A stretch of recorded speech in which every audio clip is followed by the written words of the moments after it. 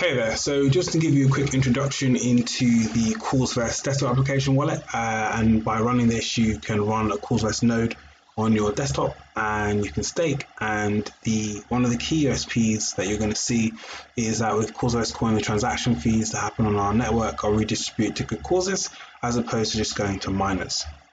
Right, so let's get started. So once you've installed the application, you have to write down your C phrase. You can print that off, which will give you a copy that you can put in the next phase, which is here. You have to input it, and obviously this is used to back up your wallet, so really important stuff. Next, you have the option of password. I normally skip this phase, I won't lie, but obviously write down and input your password, which encrypts your wallet on the command line interface as well as on the GUI.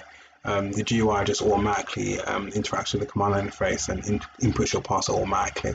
If you use the command line interface, you have to input your wallet every time you do sort of a transaction or something that affects the security of the wallet. Right, so first thing you can see is a mini tutorial. As you can see, it walks you through sending, doing transfers, buying and selling. It's interesting to note that really most wallets essentially start and end here. You know, this top left-hand corner really is your traditional wallet. You know, you can send and receive transactions from there. And receive. On the right here, this will start to be a bit different. We've obviously got the voting screen, and with votes you can kind of find causes to support that are registered on the Causevest network, and you can see the votes that have been made, and you can also see your voting power because other people can delegate their votes to you. And even if you haven't got the time, you actually, when you log on, your votes will get delegated to a core operator of the network until you're ready to actually vote. So you can still generate actually new income and rewards from voting as well. Next, this shows you obviously the different causes on the network.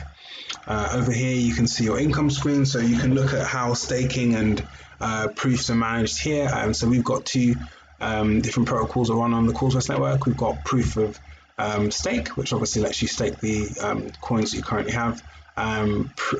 Proofs, so proof of cause, which essentially every time you do what the network sees as a good deed, you get a bit of like a lottery ticket, which gives you a chance of generating a new coin. So it's a bit like our artificial mining power is generated, and a bit of a lottery ticket giving you a chance to generate a new XCV based on good deeds you've done, and that can be seen in the tabs later. Here's your traditional sort of transactions.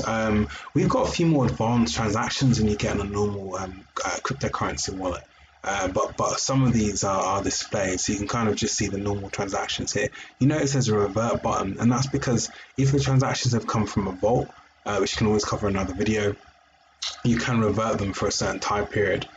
Quite a useful feature, especially when you're testing things out. Here you can obviously look at the causes. You can create a new cause. If you go down, looks at the vaults, which I mentioned earlier. You then got analytics, which shows you a bit more about the network and what's going on in the network tabs. It goes to the income, and finally you can obviously access the voting from here.